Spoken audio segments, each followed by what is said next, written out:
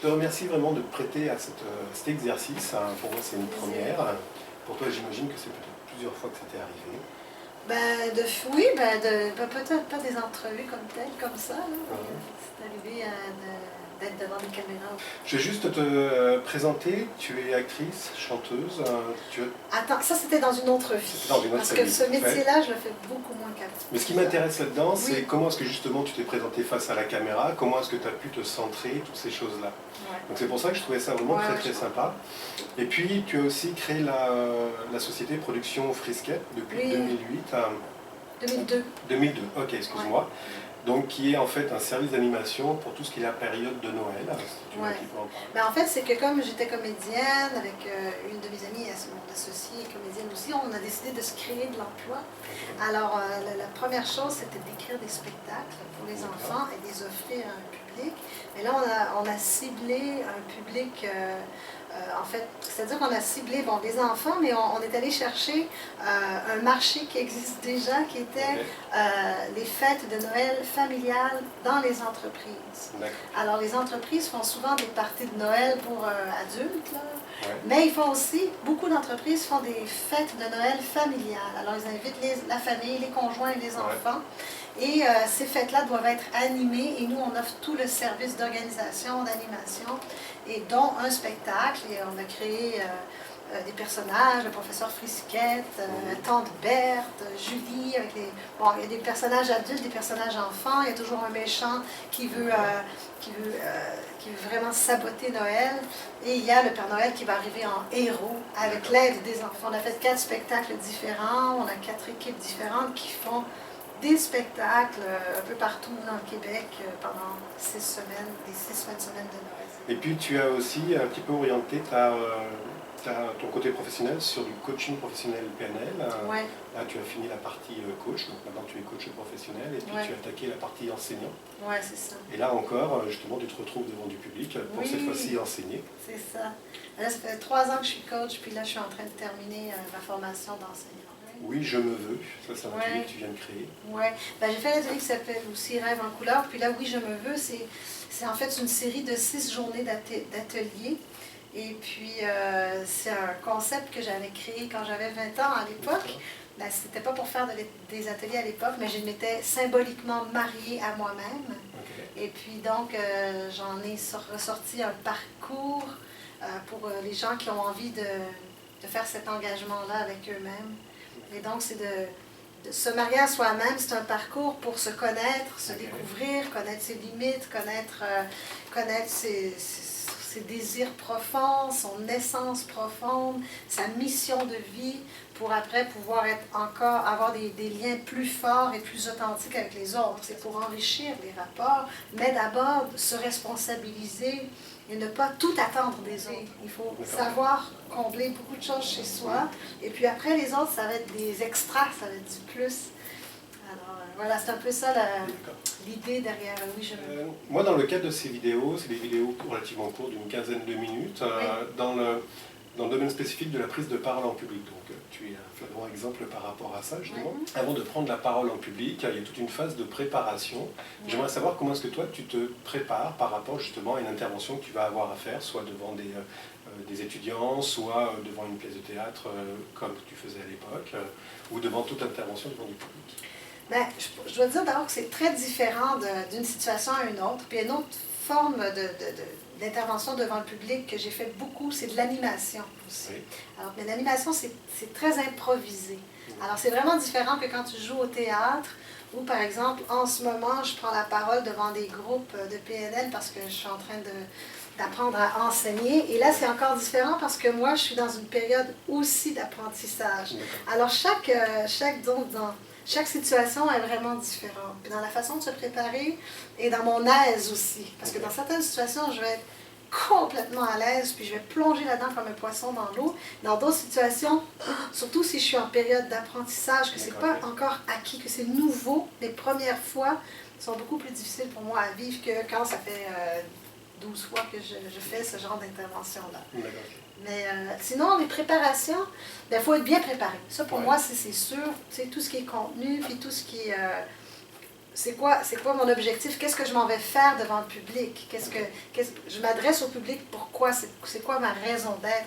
Pour moi, ça, c'est primordial, il faut que ça soit défini et clair.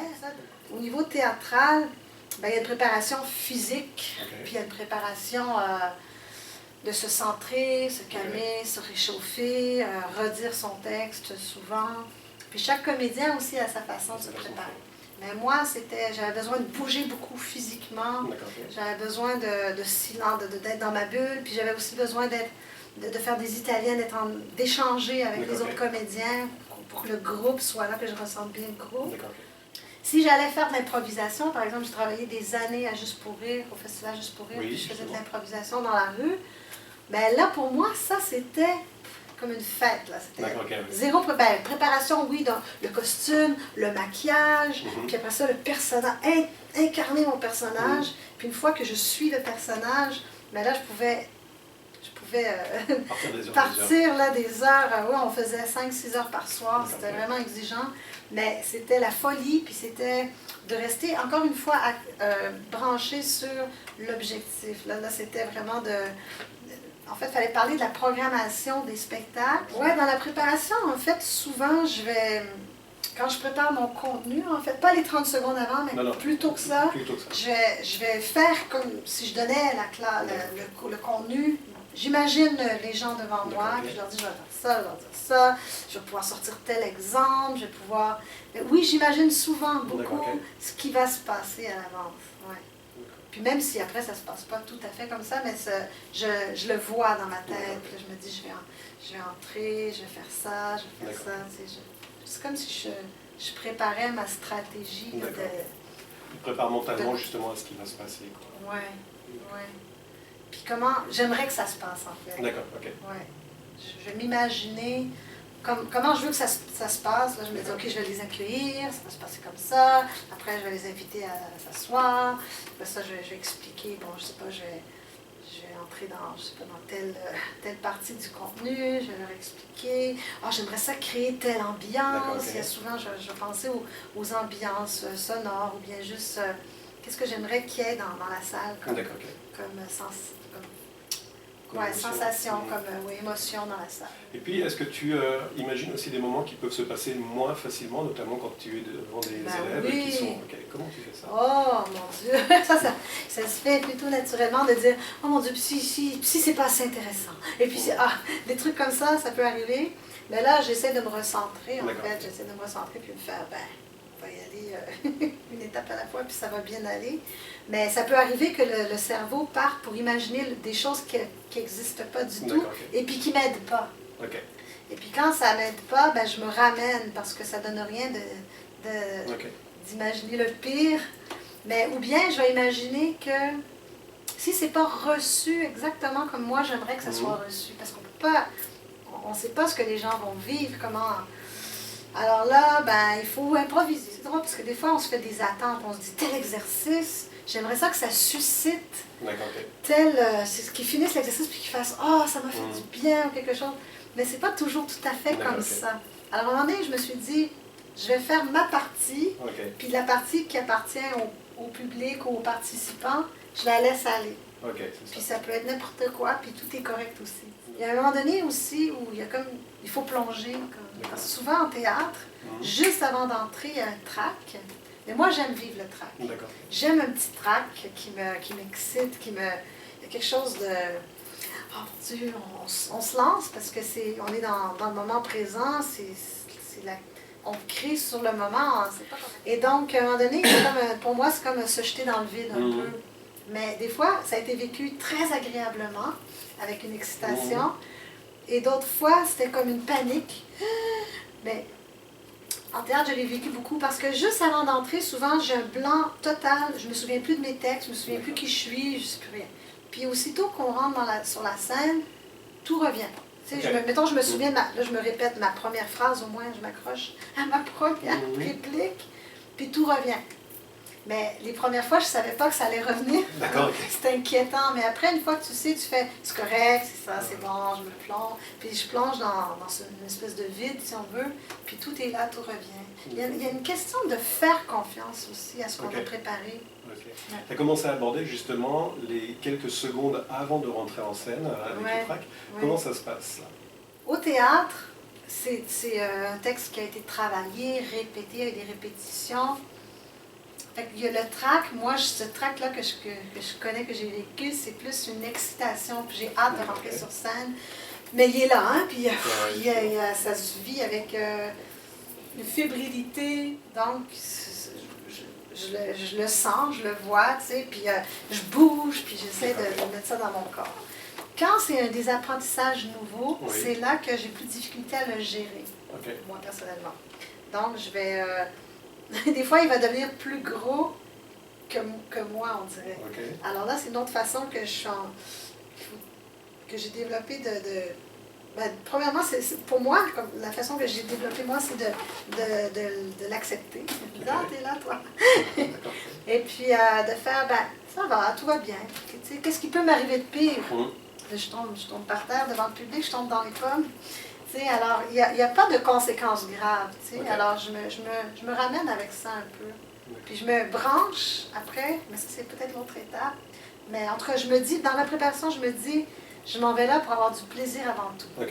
Fait que ça, quand je me branche sur le plaisir, puis sur ce que je m'en vais faire, là, pour moi, mettons, si c'est de l'enseignement, c'est du partage de ce que j'aime le plus. Alors, c'est agréable. Je me branche sur ce plaisir-là de partager. Mais le plaisir est vraiment important pour moi, en tout cas. Le plaisir d'être là, puis comme j'aime beaucoup les êtres humains, de façon vraiment générale, j'aime les êtres humains, alors pour moi, c'est la première chose, c'est le rapport que je vais avoir avec les gens. Donc, c'est ça qui compte le plus. Bon, après, j'ai une matière à livrer, c'est sûr, mais être branché là-dessus déjà, puis ce plaisir-là de rencontrer des gens nouveaux même, ou des gens que je connais, mais d'échanger, de partager. Et puis pour moi, enseigner, c'est pas non plus, je connais une matière que j'enseigne, il y a cette partie-là, mais c'est un échange pour moi. Parce que il y a beaucoup de périodes d'échange, et je trouve ça tellement enrichissant. Donc ça va dans les deux sens. Donc l'étape suivante, qui est juste, tu as passé ce moment de track, maintenant tu es face aux étudiants par exemple, ou au public, ou aux intervenants. Comment ça se passe là? Comment est-ce que tu arrives justement à rester centré? Là, c'est me connecter avec les gens. Quand je faisais du théâtre, là, tu es connecté avec tes collègues, avec l'histoire. C'est quoi l'histoire? On a toujours... Notre intention, c'est de raconter une histoire. Alors, plus tu es branché sur l'histoire, plus tu es dedans, tu es dans le moment présent, tu es en train de le vivre. Quand je faisais de l'animation, c'est de l'improvisation. Alors, on se sert de tout ce qui est là. Alors, tu as le public qui est là, puis « Oh, le monsieur habillé en bleu, comment tu vas? » on se sert vraiment de tout. Juste d'être branché visuellement sur tout ce qui est là, sur tout ce qui se passe, puis de jongler avec ça, puis d'y aller. Si tu es juste dans, je sais pas, la peur de ne pas avoir des bonnes idées, tu n'es pas en train de vivre ce que tu as à vivre. Oui, c'est ça. Donc, ça, je m'amusais beaucoup. Puis dans l'enseignement, ce que j'ai expérimenté jusqu'à maintenant, c'est vraiment, encore une fois, c'est de me brancher sur les gens, c'est de les regarder, de prendre contact avec chaque personne, puis de me brancher sur tout le monde, puis d'y aller tranquillement avec le partage de ce que j'ai à apporter comme nouvelle, je sais pas, comme contenu. Et puis, mais là, je dirais que la chose la plus importante pour moi, c'est ma connexion avec les gens qui sont là. C'est le chant sur moi. D'accord, Ces connexions que tu fais avec les gens. Puis donc, tu les regardes dans les yeux, comment ça se passe là? Ouais, moi j'aime ça, avoir un contact avec... c'est sûr que quand s'il y a 100 personnes, tu ne peux pas avoir contact avec chaque yeux, mais j'aime bien balayer les salles. D'accord.